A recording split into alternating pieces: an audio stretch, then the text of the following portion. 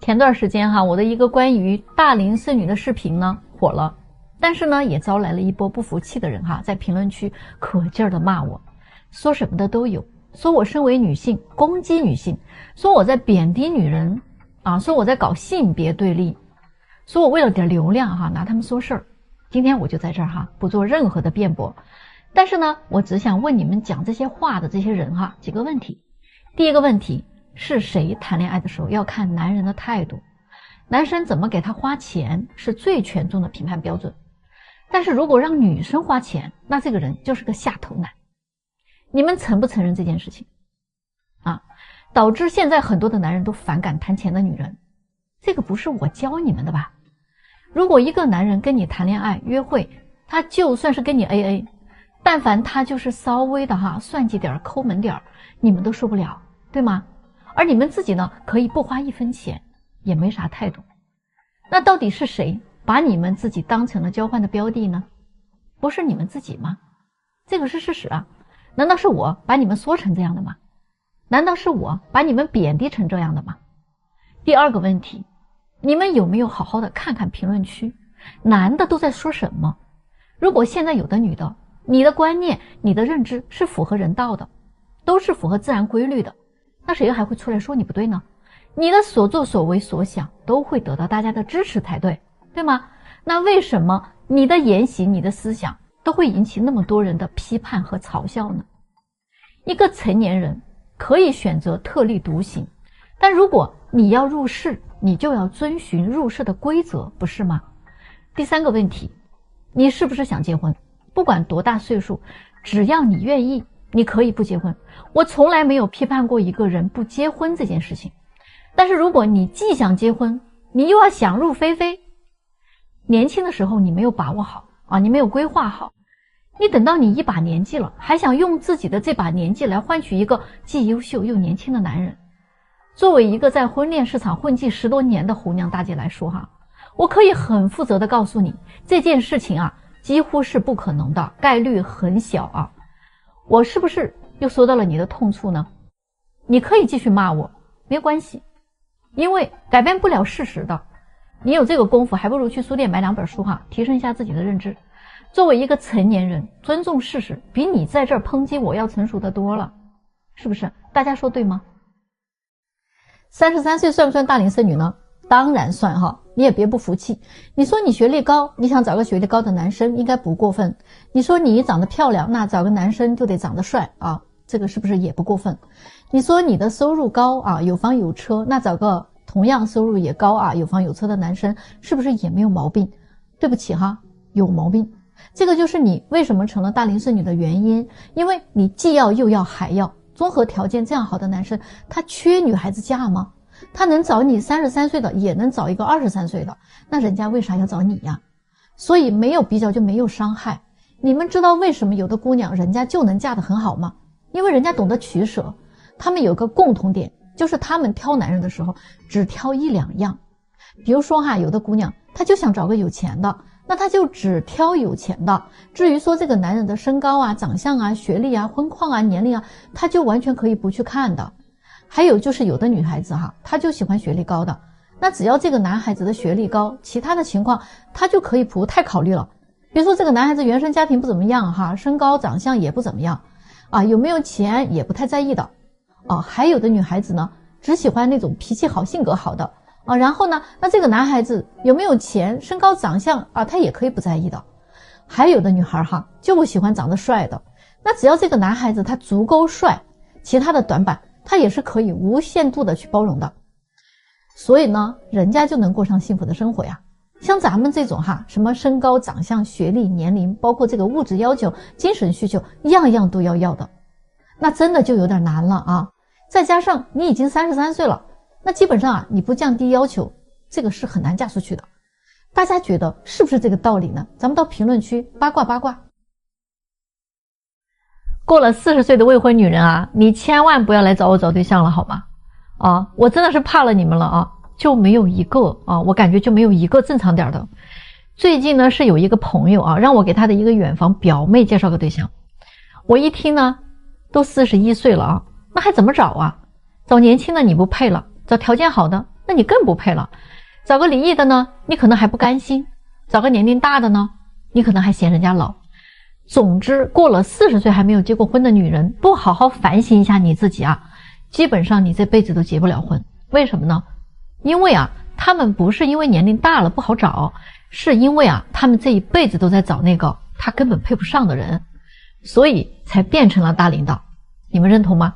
比如说他这个远房的表妹啊，身高1.6米不到，瘦瘦小小的，在一家国企里边做会计啊，长相很普通，人的性格呢也比较传统呆板。我当时看到他还以为啊，他不挑啊，他只是因为没有渠道认识男性啊，才单到现在的。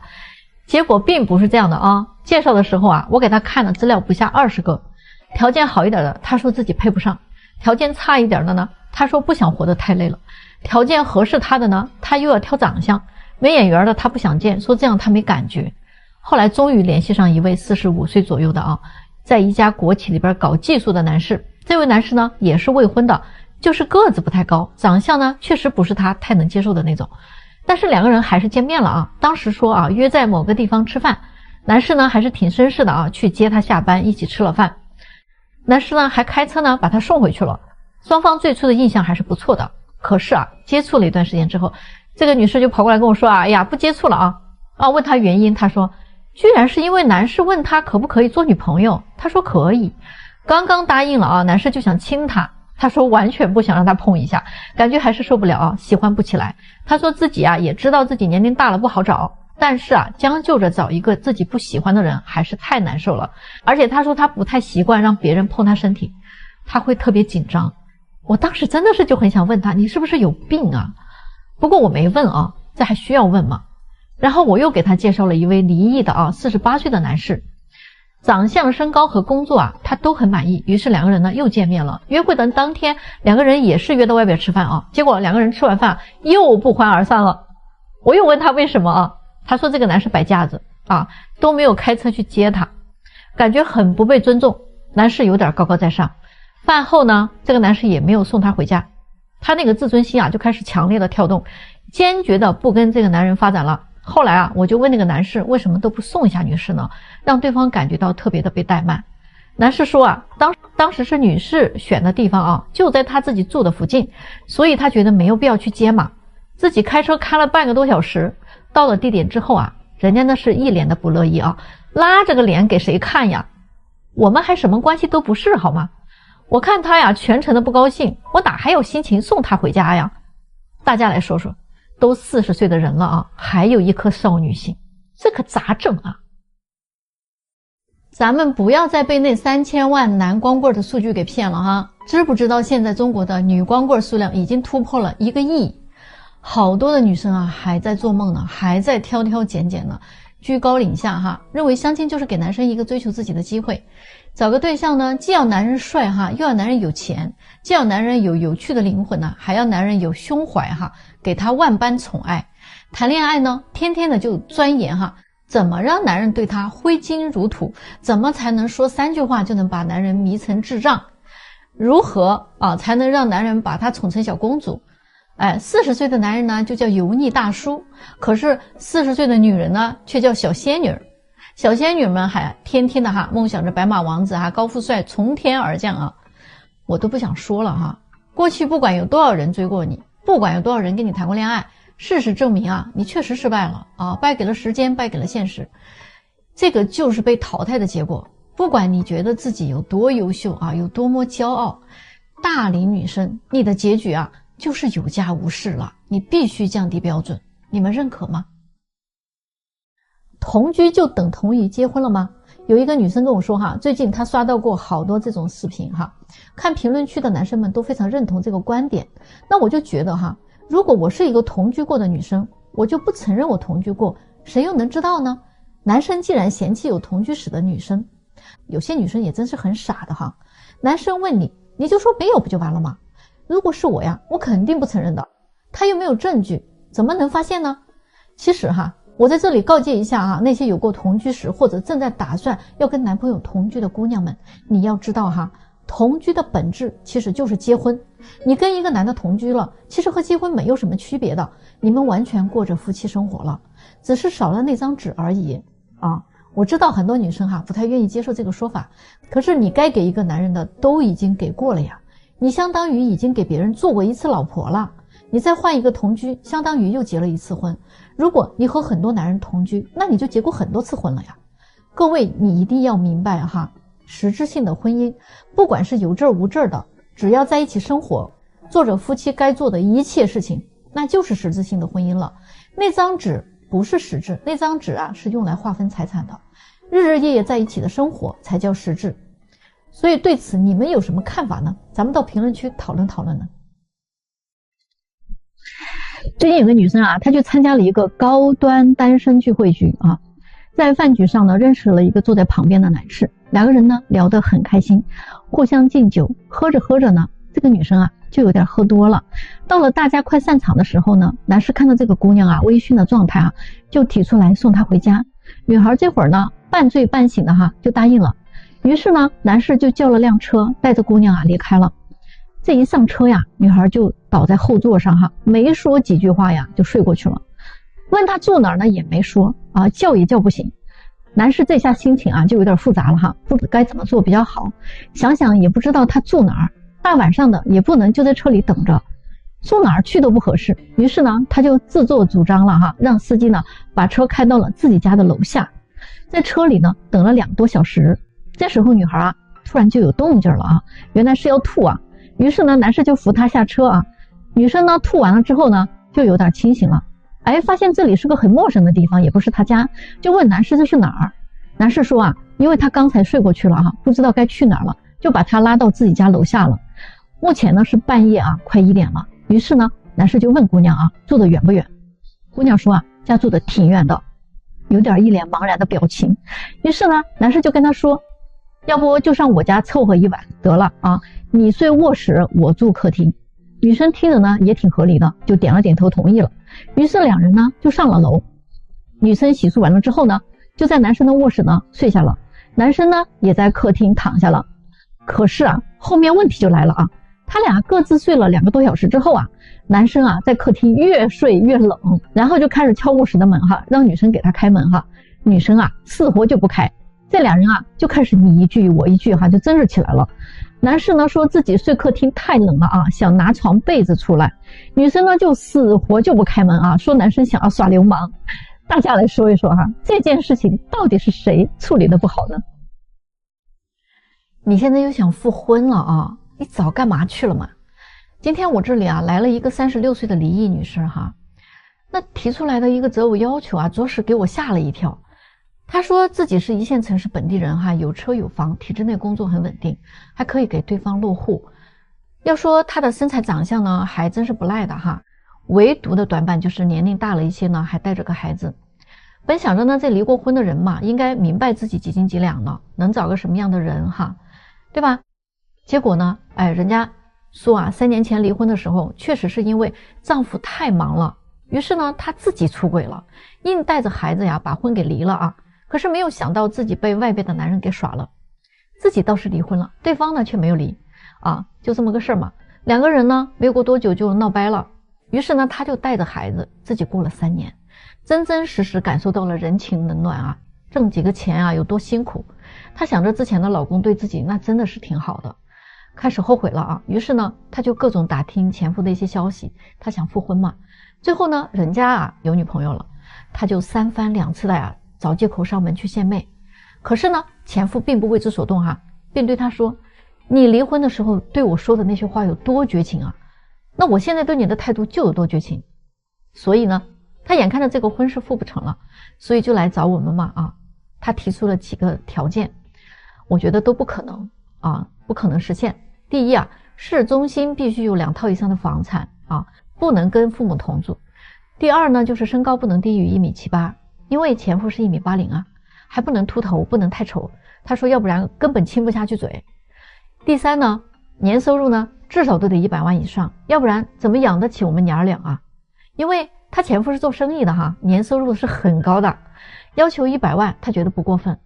我听完了之后呢，我差点没被他气晕过去哈。我说真的抱歉哈，就你提出的这几项啊，任何的2项加到一起啊，那都是王炸了。未婚的小姑娘都没有你那么敢要哈。说实话，现在这样的女人啊，真的挺多的。据统计呢，有80%的离婚都是女人提出来的。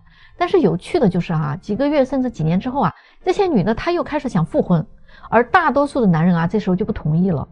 往往在离婚之初的时候，男人已经用尽了各种方法去挽留她，各种乞求、哭泣承受痛苦、承受损失，甚至有些男的都会下跪。因为对于男人来说，离婚是一件非常痛苦而且丢脸的事情，而女人呢她没有这种心理负担，她们只觉得自己不开心了或者跟男人呢没有足够的浪漫了，就想离婚但是她们并不清楚外面的世界有多凶险她认为离开他之后自己一定能过得更好。但是当他们真的重新回到单身的时候，却会发现并没有那么多的人会宠爱着他们。他们这个时候才会怀念起自己原来的丈夫的。对自己最好的人是前夫。可是当他们想要复婚的时候呢，大多数男人都会拒绝他，因为男人是很理性的他们会思考嘛，过去都过得不好了，你现在回来就能过得更好吗？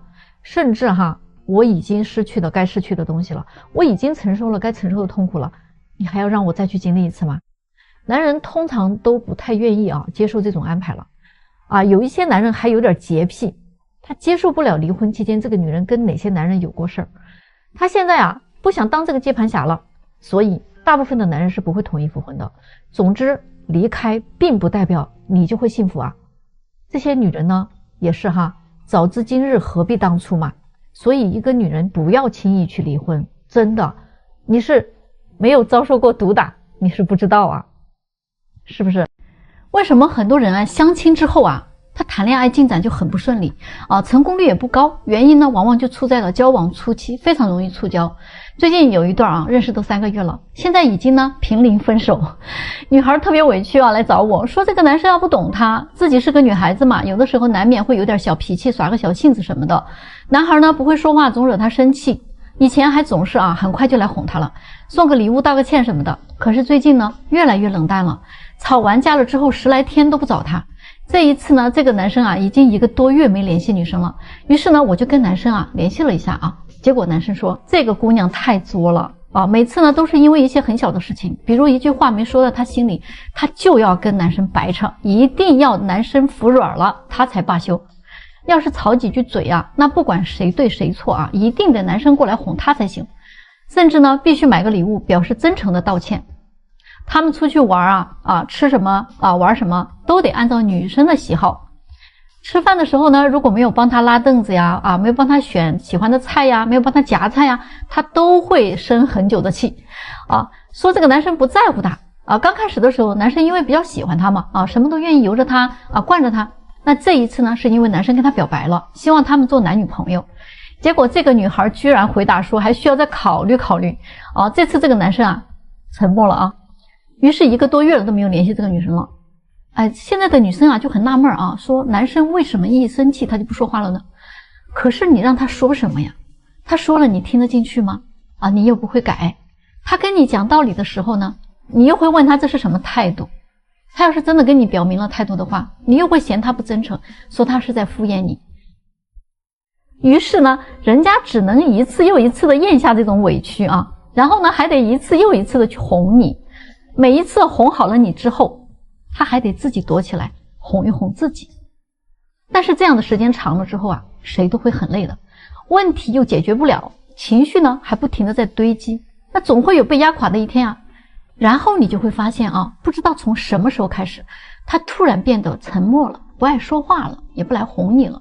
他不是变了，也不是不爱了，更不是在跟你较劲，他只是感觉到一种切切实实的心累、无奈和失望他只能一次又一次的用尽全力去压抑他自己的脾气和情绪，因为他不想吓到你，也不想自己失控的时候说那些难听的话来伤你们的感情。但是你不知道的，他每调整一次情绪，你们的关系就会淡一点。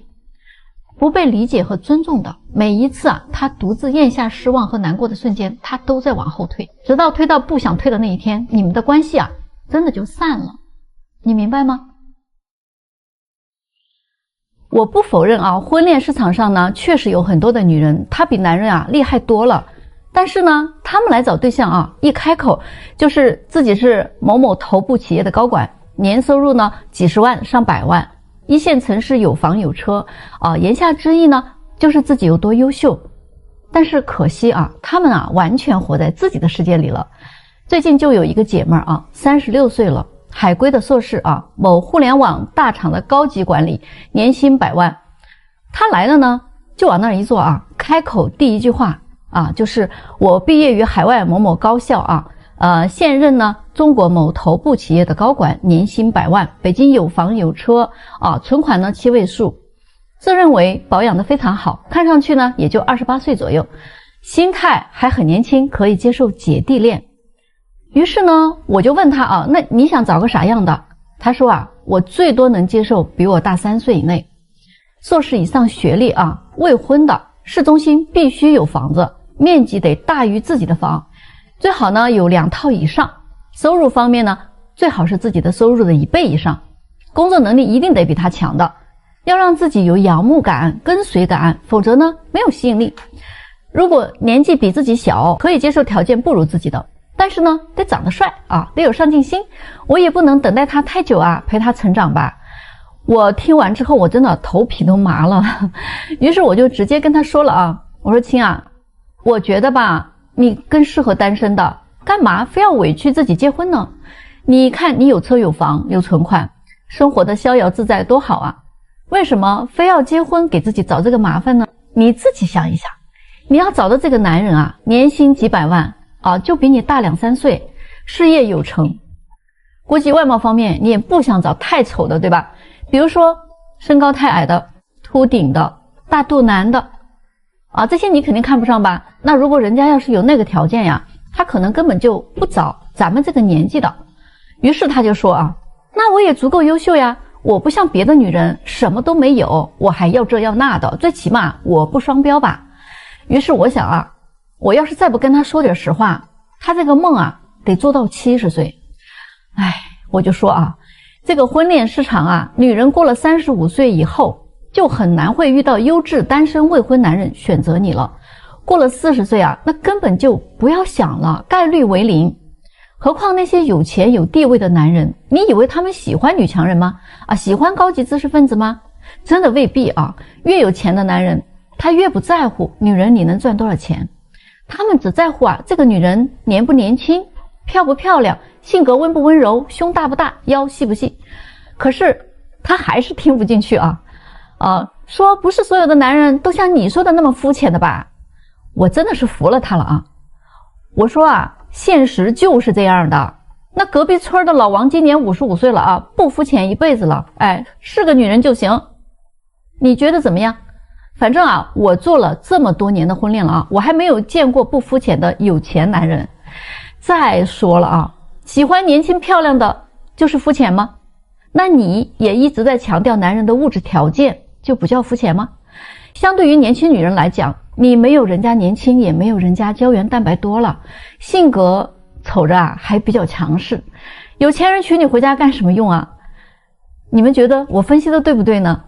别忘了给我留一个小心心再走哦。有的女生啊，她是真的不相信我说的话啊。现在在北上广这样的大城市里，优秀的男生真的是被哄抢的。你总觉得我说的太夸张了，是不是想故意制造焦虑啊？甚至啊，我想打压你们。那你真的就是大错特错了。当你还沉浸在你的所谓的矜持里，还陶醉在你所谓的慢热中，那个你中意的男生早就被那些积极主动有眼力的女生给抢走了。